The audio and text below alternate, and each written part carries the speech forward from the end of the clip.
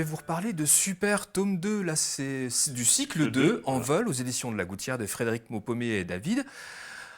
Alors, on voulait vous en reparler parce que le cycle 1, c'était des extraterrestres enfants qui venaient sur Terre et on était vraiment sur leur adaptation sur Terre. Et là, le cycle 2, ils sont ados. Le format, non, même adultes. Même adultes. Le format, jeunes adultes. Le format, en plus, ce que je trouvais génial, c'est que le format de la bande dessinée grossit. En même temps que les personnages et les lecteurs. Et les lecteurs, et justement. Et là, on n'est plus du tout sur les mêmes thématiques que le premier cycle. Et on arrive dans un deuxième cycle où Max et Lily, les deux frères, là, s'opposent sur leur point de vue politique. C'est vraiment un récit politique. Et je trouve ça assez bien vu. Parce que Max est devenu policier, je ne vais pas en dire plus, et Lily se rend bien compte des dérives autoritaires du pouvoir.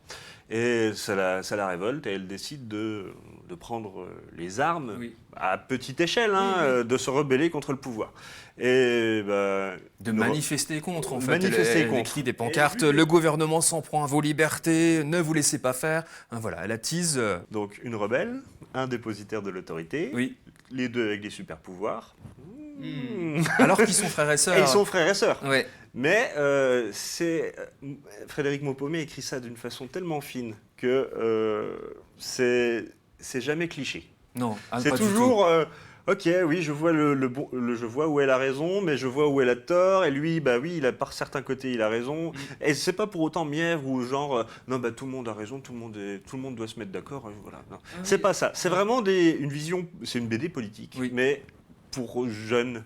Alors, je n'irais pas faire lire ça à un gamin de 9 ans, parce qu'il y a des situations assez dures, mais pour les gamins qui avaient 9 ans quand le premier tome du premier cycle est sorti, qui a 15-16 ans, c'est parfait. C'est parfait. Parce que c'est une réflexion politique sur nos choix de vie. Il donne à réfléchir le lecteur, vraiment, il leur fait faire leur propre chemin intellectuel pour parvenir à soit équilibrer, apaiser ou aider au mieux la société. Quel point de vue est là pour mieux aider, dialoguer, aider la société? Est-ce que c'est vrai qu'il nous faut un aspect sécuritaire quand même pour pas tout laisser faire, et en même temps la sécurité enlève des libertés, donc et c'est au lecteur de se faire sa propre opinion. C'est là-dessus où il est vraiment très malin, je trouve. Il laisse le choix. Et puis le dessin de David est quand même magnifique, toujours. Magnifique. Et il évolue, je trouve, par rapport au premier tome. Clairement, l'ambiance de ses planches. C'est plus sec, c'est plus adulte. Oui, c'est plus adulte, complètement. Et moi, je trouve ça très avec réussi. une ambiance crépusculaire par rapport au premier tome, mais complètement en accord avec la tonalité de notre époque.